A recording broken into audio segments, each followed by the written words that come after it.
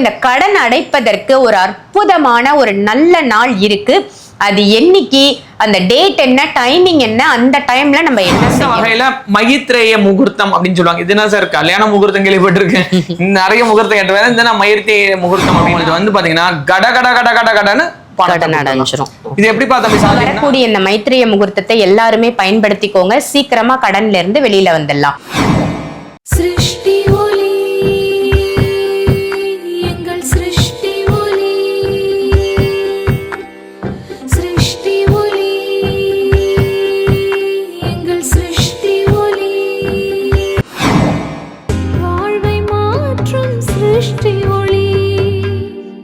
சிருஷ்டி ஒளி சொந்தங்கள் அனைவருக்கும் அன்பான வணக்கங்கள்.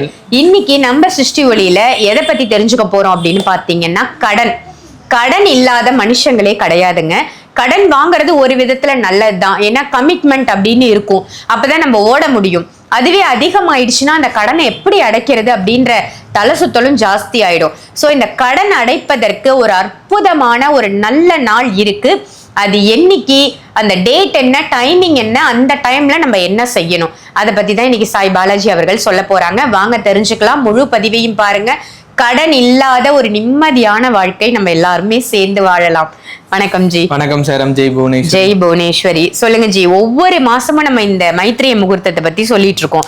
சோ இந்த தடவை மைத்ரேய முகூர்த்தம், கடன் அடைப்பதற்கான சிறப்பு முகூர்த்தம் எப்ப வருது, என்ன டைமிங்ல கடன் அடைக்கலாம்? ஸோ எல்லாருக்குமே ஆசைதான், அப்பா நான் கடனே இல்லாம வாழ்றேன், அப்பா நிம்மதியா இருக்கேன்னு சொல்லிட்டு கண் விழிச்சு வெளியில சந்தோஷமா நிம்மதியா போகணும்னு ஆசைதான். எதனாலனா அந்த கமிட்மெண்ட் அப்படின்றது இப்போ ஒரு பேர்டன் மாதிரி தான். ஒரு ஸ்கூல் பேக்குள்ள ஒரு 5 புஸ்தகத்தை எடுத்துட்டு போறதுக்கும் ஒரு ஸ்கூல் பேக்ல ஒரு 25 கிலோ அரிசி சிப்பத்தை எடுத்துட்டு போறதுக்கும் வித்தியாசம் இருக்கு. ஸோ ஒரு குழந்தையால இவ்வளவுதான் பேர்டன் தூக்க முடியும், ஒரு மனிதனால இவ்வளவுதான் தூக்க முடியும்னு இருக்கு. இப்போ சில பேர் பாத்தீங்கன்னா 75 கிலோ அரிசி மூட்டையை சர்வசாதாரணமா தூக்குவாங்க, ஆனா சில பேரால 25 கிலோ அரிசி மூட்டை தூக்க முடியாது. சோ அவங்கவுங்களுக்கு உடல் பலம்னு இருக்கு, அந்த உடல் பலம் மாதிரி மனபலம் இருக்கு. அதே போல வந்து பாத்தீங்கன்னா எதையும் ஹேண்டில் பண்ணி, எதையும் ஃபேஸ் பண்ணி, எதையும் சமாளிக்கக்கூடிய திறன் இருக்கும். சில பேர் பலவீனமான ஆட்கள் இருப்பாங்க. சோ கிட்டத்தட்ட என்ன மாதிரி நினைச்சுக்கிடுங்களேன். சில பேர் மனோபலம் ஜாஸ்தி பாலாஜிக்கு சில பேர் வந்து என்ன மாதிரிதான், நிறைய பேர் என்ன மாதிரிதான் வச்சுக்கோங்களேன். அந்த நாட்கள் வரும்பொழுது ஐயோ இதுக்கு பொண்ணு அதுக்கு பொண்ணு இதுக்கு முன்னாடி அடியே குழம்பிட்டே இருப்பாங்க. ஸோ இந்த இதுல வந்து நான் வந்து குழம்ப வேண்டிய பயம் இல்லை. எதனாலனா எனக்கு வந்து கடன் நடத்துற முதலாளி உலகத்துக்கே படி இழக்கக்கூடியவங்கன்றதுனால நான் தைரியமா இருப்பேன். ஆனா என்ன மாதிரி எல்லாருக்கும் அந்த வாய்ப்பு அமையணுன்றதுனால தான் ஒரு சிருஷ்டி ஒளியில இருந்து எல்லாமே கொடுத்துக்கிட்டு இருக்கோம். ஸோ அந்த வகையில மைத்ரேய முகூர்த்தம் அப்படின்னு சொல்லுவாங்க. இது என்ன சார் கல்யாண முகூர்த்தம் கேள்விப்பட்டிருக்கேன், நிறைய முகூர்த்தம் கேட்டு இந்த மைத்ரேய முகூர்த்தம் அப்படின்னா ஒரு முகூர்த்தம். அந்த முகூர்த்தத்துல வந்து பாத்தீங்கன்னா காசை எடுத்து வச்சோம் இல்ல காசை கொடுத்துட்டோம் அப்படின்னா கடன் அடையும் அப்படின்றது நம்ம முன்னோர்கள் சொல்லப்பட்டது, சித்தர்கள் சொல்லப்பட்டது, அதுக்கப்புறம் பாத்தீங்கன்னா ரிஷிகள் சொல்லப்பட்ட விஷயங்கள். ஸோ இது வந்து பொய் கிடையாது, இது உண்மையும் கூட. யாராலையும் இது வந்து மாத்தி சொல்ல முடியாது. ஆனா அந்த நேரம் காலம் நமக்கு தெரிய மாட்டேங்குது. அந்த நேரத்தை வந்து நம்ம கரெக்டா பயன்படுத்தவும் மாற்றோம். ஏன்னா அது நேரம் வந்து ஒவ்வொரு வாட்டி ஒரு வாட்டி மாறி மாறி வருது. ஸோ இந்த மாசம் அப்படின்னு பார்க்கும்போது 10ஆம் தேதி, இந்த மாசம் 10ஆம் தேதி இரவு 8:20 இருந்து 10:09 வரையும் இருக்கு. கரெக்டா சொல்லணும், 10:09 வரையும் இருக்கு. ஸோ இந்த நேரத்துல வந்து இப்ப நம்ம காலையிலனா எதுனா கொடுத்துடலாம் தம்பி, என்னப்பா நைட்டு வருது அப்படின்னோம்னா 10ஆம் தேதி அப்படின்னும் பொழுது காலையில நம்ம எல்லாருக்கும் பே பண்ணிருப்போம். அப்போ நம்ம கிட்ட எதுவுமே இருக்காது, எல்லாம் காலியா வாஷ் அவுட்டா இருப்போம். இருந்தாலும் பரவாயில்ல, கடவுள் மேல பாரத்தை போட்டு இந்த நபர் அப்படின்னு சொல்லி இந்த மொய் கவர் பார்த்திருப்பீங்க இல்லையா, அந்த மொய் கவர்ல அந்த நபரோட பேரு எழுதி அந்த நபருக்கு நம்மளால என்ன காசு வைக்க முடியணும் தோணுதோ, என்னால 500 ரூபாய் வைக்க முடியுது, 1000 ரூபாய் வைக்க முடியுது, இல்ல நான் அந்த நபருக்காக 10,000 ரூபாய் கொடுக்கணும்னு ஆசைப்படுறேன், இல்ல நான் இஎம்ஐ இதுல கட்டணும்னு வச்சிருக்கிறேன், ஏன்னா 15ஆம் தேதி இஎம்ஐ கட்ட போறேன், நான் இப்பயே எடுத்து வச்சிடறேன், அந்த மாதிரி. இல்ல அவங்களோட ஜிபே நம்பரோ போன்பே நம்பரோ வந்ததுன்னா அந்த நேரத்துல இந்த அமௌண்ட்டை நம்ம டிரான்ஸ்ஃபர் பண்ணோம் இல்ல எடுத்து வச்சோம் அப்படின்னு சொன்னோம்னா கண்டிப்பா அடையும். இதை மேலும் நம்ம வந்து பலப்படுத்துறதுக்கு இப்ப எப்படி மனோபலம் சொன்னேன் இல்லைங்களா, எதையும் வந்து ஃபேஸ் பண்ணிக்கலாம். அதான் 9 தேதி கூட ஆகல, இன்னைக்கு 8 தானே ஆகுது, நாளைக்கெல்லாம் வந்துடும் அப்படின்னு சில பேர் நம்பிக்கையோட இருப்பாங்க. ஆனா அவங்களுக்கு ஏற்ற மாதிரி வந்துடும், ஒவ்வொரு மாசம் அப்படியே தள்ளிக்கிட்டு போயிடும். ஸோ அந்த மாதிரி நம்ம கிட்ட வந்து பாத்தீங்கன்னா நவநிதி தைலம் அப்படின்னு ஒரு தைலம் இருக்கு. 9 விதமான நிதிகளை அள்ளி தரக்கூடியது. அதுக்கு வந்து பாத்தீங்கன்னா அதிபதியா சங்க நிதி பதும நிதின்னு சொல்லுவாங்க. அந்த சங்க நிதி பதும நிதியோட அனுகிரகத்தை அவங்களுக்குரிய மந்திரங்களை சொல்லி பூஜை பண்ணது 100 வருடம் அந்த 100 வருடத்தோடைய நெல்லி மரத்தினால செய்யப்பட்ட அந்த குசா பீடம் நம்ம கிட்ட இருக்கு. குசா அப்படின்றது வளர்ச்சி அப்படின்னு அர்த்தம். எப்படி வந்து ஸ்வஸ்திக் அப்படின்றது வந்து உங்களுக்கு வந்து பாத்தீங்கன்னா நிறைய இடத்துல வந்து வெற்றிக்காக யூஸ் பண்றாங்க. அந்த ஸ்வஸ்திக்கை கொஞ்சம் திருப்பண மாதிரி வச்சதுனால தான் ஹிட்லர் வந்து உலகத்திலே மிக மோசமான ஒரு நபராக கருதப்படுறார். அந்த ஸ்வஸ்திக் வந்து வெற்றியை கொடுக்கறது. இந்த குசா சக்தி வந்து பாத்தீங்கன்னா வளர்ச்சியை கொடுக்கறது அகத்தியரோடது. நாங்க அகத்தியர் தலைமுறைன்றதுனால அந்த குசா எந்திரத்தை நெல்லி மரத்தை வச்சிருக்கோம். ஏன்னா பார்க்கடலை கடையும் பொழுது மகாலட்சுமி தாயார் நெல்லி கட்டை மேல வந்ததா தான் ஒரு ஐதீகம். அந்த நெல்லி கட்டையில நம்ம வந்து இந்த குசா எந்திரம் அது சாதாரணமா 1 வருஷம் 2 வருஷம் இல்ல 100 வருடம் பழமையான மரம். நமக்கு ரேரா எங்கேயாவது கோவில்கள் இந்த மாதிரி ஆயிடுச்சு அப்படின்னு சொன்னா அது இயற்கை சீரியல்ல அதுவா விழுந்தா மட்டும்தான் நம்ம எடுக்கணும். அதுவும் முக்கியமான பகுதிகளில் மட்டும்தான் அந்த இது வந்து பண்றோம். ஏன்னா ஒரு மரம்னா எவ்வளவோ பண்ணலாம். ஏன்னா சின்ன சின்ன பீடம் தான் நம்ம பண்ணியிருக்கிறதுனால. இந்த தைலம் கூட நார்மலான தைலம் கிடையாது. இப்போ திருப்பதி வெங்கடாஜலபதி உலகத்திலேயே மிகப்பெரிய செல்வந்தனான கடவுள். ஸோ நார்மலா எல்லா கோயிலையும் பண்ற மாதிரி அபிஷேகம் பண்ணிட்டு போயிடலாமே, ஏன் அவருக்கு வந்து புணுகும் பச்சை கற்பூரம் சாத்திக்கிட்டே இருக்காங்க அப்படின்னு கேட்டீங்கன்னா, அந்த புணுகு அப்படின்னா கூடிய புணுகு பூனையில இருந்து வரக்கூடிய அந்த விஷயம் அவருக்கு வந்து பாத்தீங்கன்னா அந்த செல்வ ஆற்றலை வந்து அதிகரிச்சுக்கிட்டே இருக்கும். அந்த பச்சை கற்பூரம் நல்ல வைப்ரேஷனை இழுத்து கொடுக்கும், பண ஆற்றலை இழுத்து கொடுக்கும்.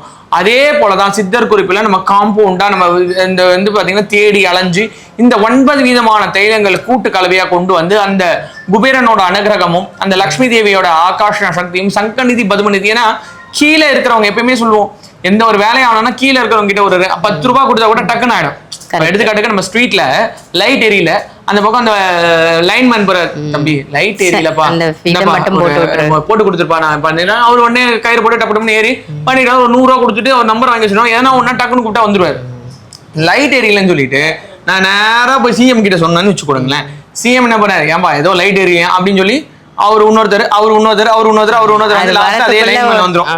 அந்த லைன்மேன் சொல்ல நான் தான் இங்க இருக்கிற என்கிட்ட சொல்ல ஏன் அவ்வளவு தூரம் போனீங்க அப்படின்றாரு. அந்த மாதிரி அந்த குபேரனுக்கு சொல்லக்கூடிய, ஏன்னா யக்ஷ ராஜன் எப்பயுமே பெரிய ஆட்களை வந்து சந்திக்கிறதோ பெரிய ஆட்கள் கிட்ட நம்ம வந்து ஒரு விஷயத்த கொண்டு போறதோ ரொம்ப சிரமம். ஆனா சிறு ஆட்கள் கிட்ட ஈஸியா கொண்டு போயிடலாம்.